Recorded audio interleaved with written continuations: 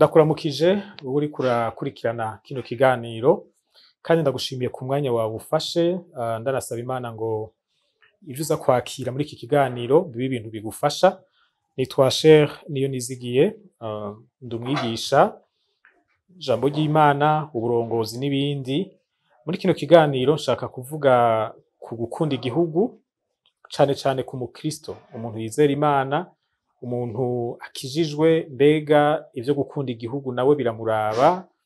Nimba bimuraba, mbega yobikora gute? Ngira ngo murumva ko ari ijambo ryagutse, ni ikintu kinini, ni ikintu kidashobora kuvugwa mu mwanya mutoya. Ndavuga muri rusangi, ariko hazobaho akaryo ko kuja mw'idonido mu ntumbero yo gusigura mu buryo bwimbitse. Ikibazo rero niki kivuga ngo mbega umukristo ni vyiza ko yitaho ivy'igihugu? Ivyo gukunda igihugu mbega nawe biramuraba? Mbega abikoze hari ikosa abakoze? Mbega atabikoze atitayeho ivy'igihugu ciwe hoho hari ikosa abakoze? Iki kibazo kiragutse, ndaza kugikurikirana mu nzira zibiri, ndaza kucishura nciye mu nzira zibiri. Inzira ya mbere ni inzira y'ijambo ry'Imana.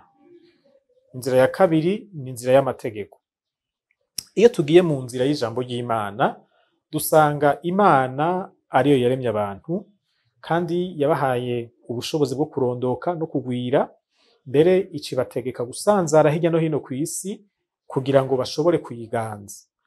Muri iryo tegeko rero ryo gusanzara hirya no hino kw'isi niho harimwo kuvuka kw'amahanga.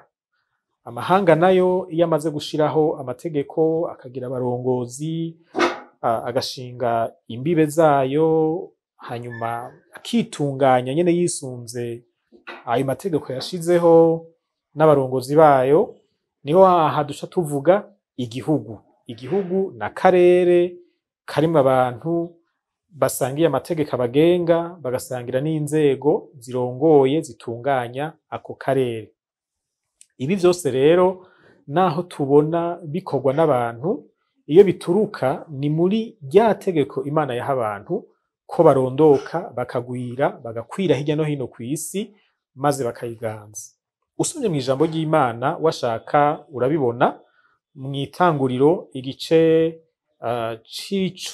c'icumi, imbere yuko barya abantu b'i Babeli bafata umugambi wo kubaka umunara munini, Bibiliya irerekana yuko ngo hari hamaze kuvuka imigwi ivuga indimi zidasa, yitwa amahanga. Amahanga yari yamaze kubaho, kandi abantu bamaze kuvuga indimi zidasa, no kuvuga ko abo basangiye ururimi nibo baca usanga kenshi bavamwo ibihugu, baca bumvikana amategeko abagenga. Kumbure tuje hano muri Afrika birashobora kutugora gato, kubera ibihugu dufise vyinshi muri vyo vyashinzwe mu gihe c'igikoroni, aho usanga abantu bavuga indimi zidasa bayashizwe hamwe bagahabwa igihugu kimwe, akarere kamwe. Ariko mu ntango iyubakwa ry'igihugu rihera kw'ihanga. Amahanga nayo ijambo ry'Imana rirerekana neza ko yaje nk'inkurikizi ry'ukugwirirana kw'abantu no gukwiragira hirya no hino kw'isi. Mbere washaka ugiye mu vyakozwe n'intumwa igice c'17, igihe Pawulo yariko araganira n'abanyabwenge b'i Atenayi, abo bita abafilozofe, ariko arabasigurira Imana, ivyo yakoresheje ivyo yaremye kugira ngo basigurire Imana.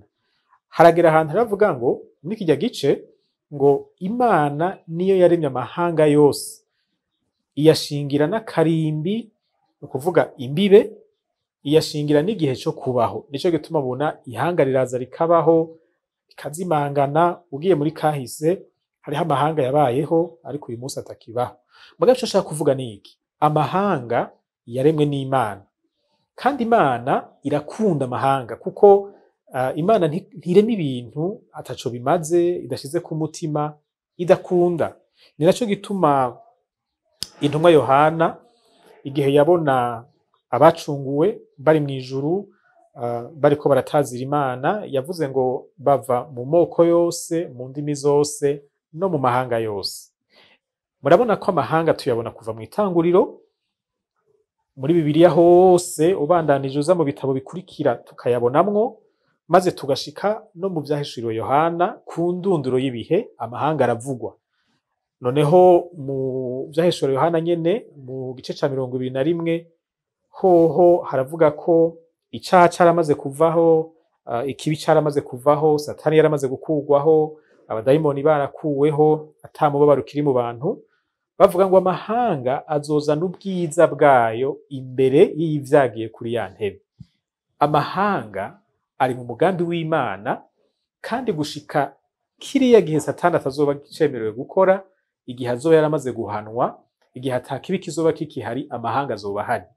Ngira ngo murumva ko naho ntobandanya birebire, murumva ko gukunda ihanga ryawe, gukunda igihugu cawe bidashobora kuba ibintu bibi, kuko n'Imana ubwayo yayaremye, kandi Imana irakunda amahanga.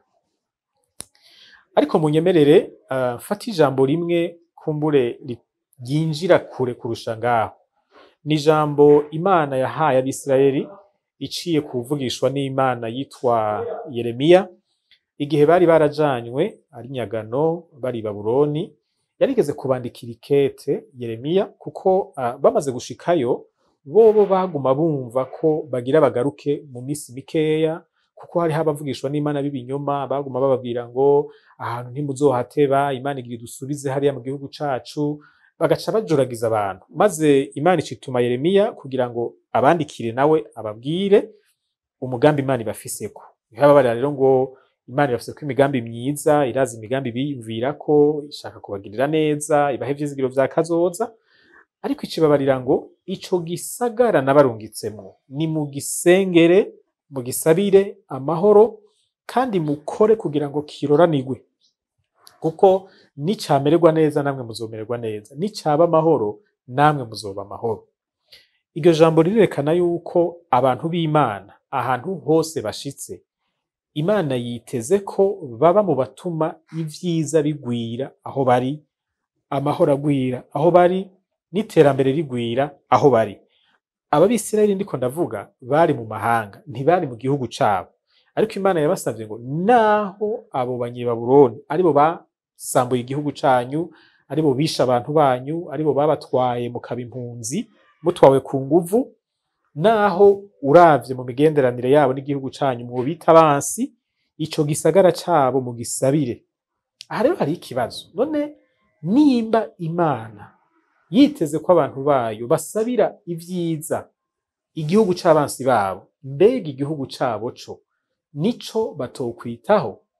Mbega Imana yodusaba gukunda igihugu kitari cacu, kugikorera ibigiteza imbere bikigwizamwo amahoro, ariko tugeze ku gihugu cacu hakaba ariho tutitaho igihugu cacu? Ngira ngo ngaha murumva ko mu vy'ukuri gukunda igihugu cawe, kwitaho ineza yaco, birahwanye neza na neza n'ico Imana yipfuza.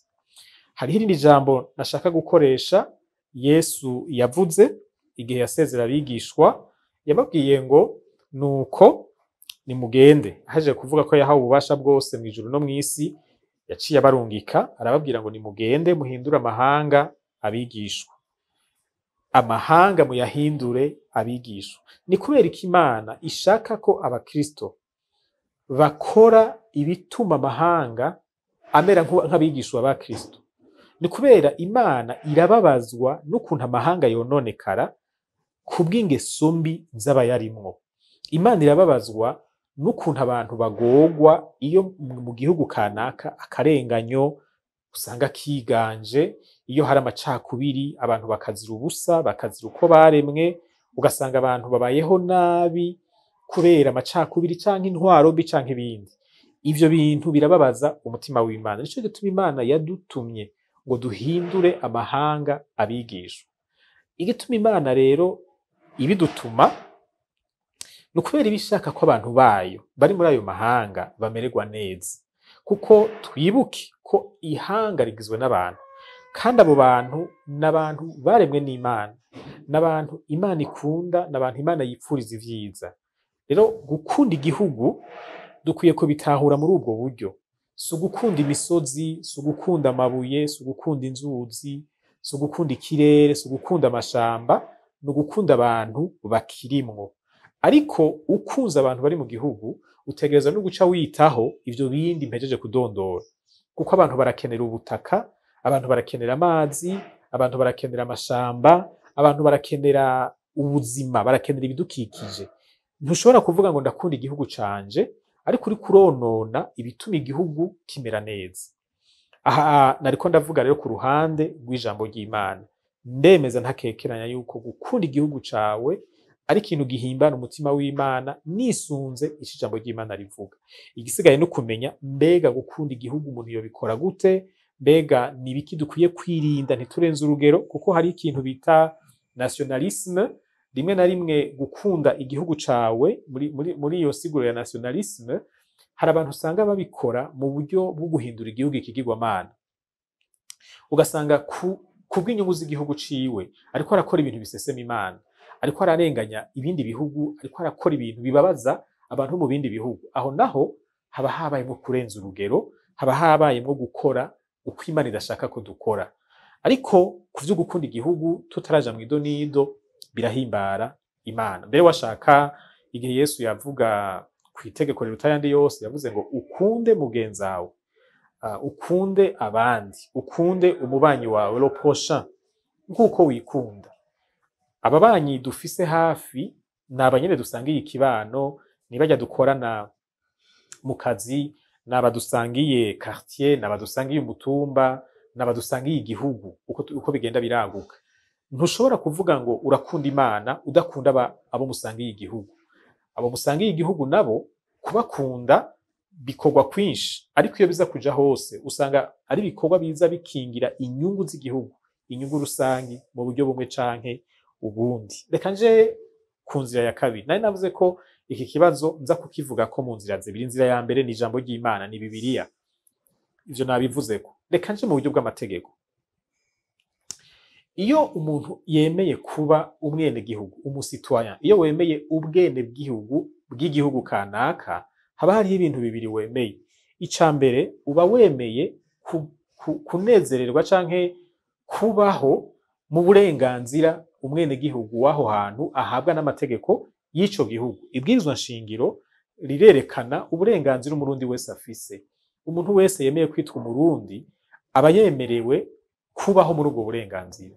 Ariko ku rundi ruhande uba wemeye ubwene gihugu bw'igihugu kanaka, uba wemeye no kwitaho ivyo abagize ico gihugu basabwa, les obligations. Naha nyene usomye ibwirizwa nshingiro ry'igihugu urabonamwo ivyo abagize igihugu basabwa. Naha ni wacu birahari mu ibwirizwa nshingiro, hariho agace katari gato karimwo ivyo dusabwa nk'abantu bagize iki gihugu. Ico kintu ca kabiri rero, ivyo twitezweko, ivyo dusabwa, ama obligation y'umusitoyen, y'umwene gihugu, niyo yugaraniyemwo ibikorwa bitandukanye dusabwa gukora ku neza y'igihugu cacu, ku neza yabo dusangiye igihugu. Aho uza kuhasangamwo ibikorwa bitandukanye vyiza dusabwa gukora n'ibindi bibi dusabwa kwirinda, kugira ngo ntitube inkomoko y'ingorane mu buzima bw'ikibano turimo canke mu buzima bw'igihugu muri rusange. Ibi rero bisigura iki? Bisigura yuko umukristo yitirwa igihugu kanaka, afise ubwene gihugu bw'igihugu kanaka, hariho amategeko amutegeka, amusaba kuba umuntu afise inyifato, afise ingeso, akora ibikorwa bizanira ineza abo basangiye igihugu. Ivyo bintu vyose ubishize hamwe navuza gusanga ari ugukunda igihugu. Birumvikana rero atakurya umunwa ko umukristo twisunze Bibiliya tukisunga n'amategeko y'igihugu, nawe afise obligation, asabwa gukunda igihugu ciwe. Ahaba hasigaye no kumenya mbega agikunda gute, mbega nta bintu akwiye kwirinda niyo vyitirirwa gukunda igihugu, mbega nta gihe bishika ico ijambo ry'Imana rivuga kikanyurana n'ici igihugu citeze ku muntu. Muri ico gihe hoho aca bigenda gute, aca bigenza gute? Aho ongira ngo tuzoronka akaryo kuko bivuganako. Ico nashaka kuvuga muri kino kiganiro no fata nk'intangamarara, nuko bikenewe cane ko abakristo bitaho ivy'igihugu, kuko ijambo ry'Imana ribidutegeka. ariko kandi n'amategeko y'igihugu arabidusaba. Igihe cyose amategeko atanyuranye n'ijambo ry'Imana, turasabwa kwitaho ineza y'igihugu cacu, kandi ivyo nivyo twita gukunda igihugu. Reka rero ndagushimire ku kanya wafashe, wagize neza cyane gukurikirana iki kiganiro. Ndizeye yuko hariho ivyo wakuyemo vy'ikimazi, kandi ndagutumirira kuzokurikira n'ibiganiro bizokurikira. Imana ikugirire neza, Imana iguhezagire.